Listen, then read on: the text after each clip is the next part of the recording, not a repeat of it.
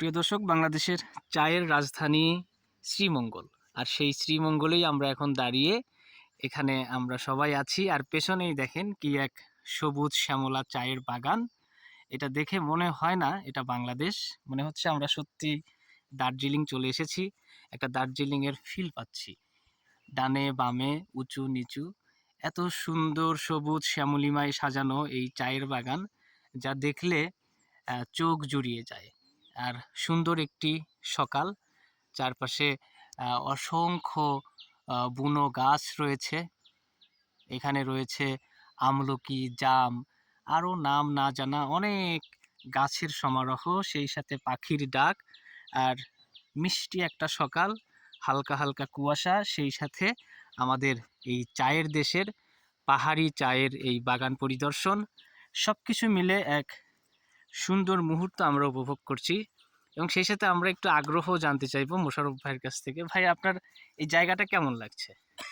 জায়গাটা অনেক সুন্দর, মনোমুগ্ধকর। এটাই প্রথম আমাদের দেখা, খুবই চমৎকার।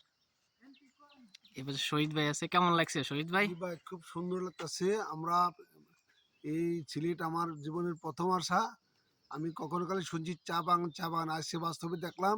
এটা আমার কাছে খুব আনন্দ লাগতেছে যে এত বিশাল পাহাড়, এখানে সবগুলো চা বাগান। মানুষের, বাংলাদেশের মানুষের চা, শুধু চা খায় এখান থেকে নিয়ে নিয়ে সবাই চা। বাংলাদেশের কাছে অনেক আয় উন্নত হয় চা বাগান থেকে।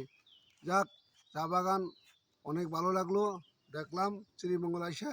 এটাই জীবনের শেষ, ঠিক আল্লাহ আছে। যদি আর কখনো আসে শেষ। এই পাশে আছে আরিফ ভাই। কি অবস্থা ভাই আপনার, কেমন আমি তো লাগছে? আসলে চা বাগান এর আগে পঞ্চগড় চা বাগান দেখছি, এরপরে আমরা খাগড়াছড়িতেও চা বাগান দেখছি, তবে আজকে শ্রীমঙ্গলের যে চা বাগানগুলো দেখছি এটা ঠিক ভিন্ন ধরনের, অন্যরকম সৌন্দর্য এবং অনেক এলাকা বিস্তৃত। আগে যে চা বাগানগুলো দেখছি ওগুলো সামান্য এলাকা, কিন্তু আজকের এই আসার সময় এবং শ্রীমঙ্গলের যে চা বাগানগুলো এগুলো আসলে অনেক বিস্তৃত এবং পাহাড়ের কোল ঘেঁষে যে চা বাগানগুলো তারা তৈরি করছে এত সুন্দরভাবে, খুবই দেখার মতো, খুবই সুন্দর। ঠিক আছে।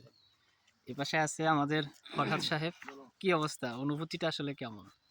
অনুভূতিটা অনেক সুন্দর লাগতেছে। সকালবেলায় মানুষের ভ্রমণ এক ধরনের মানুষকে আনন্দ এবং তৃপ্তি দেয়, সেই সুবিধাতে এখানে আসা।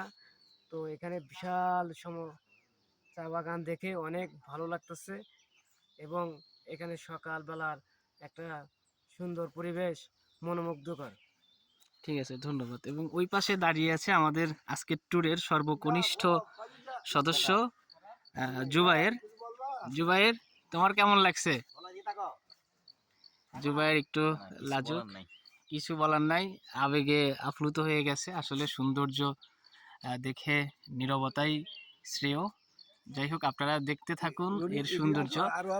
আরো অনেক অনেক জায়গা আমরা ঘুরে ঘুরে দেখবো, সারাদিন দেখবো। আরেকটু বলি, কাটিও না।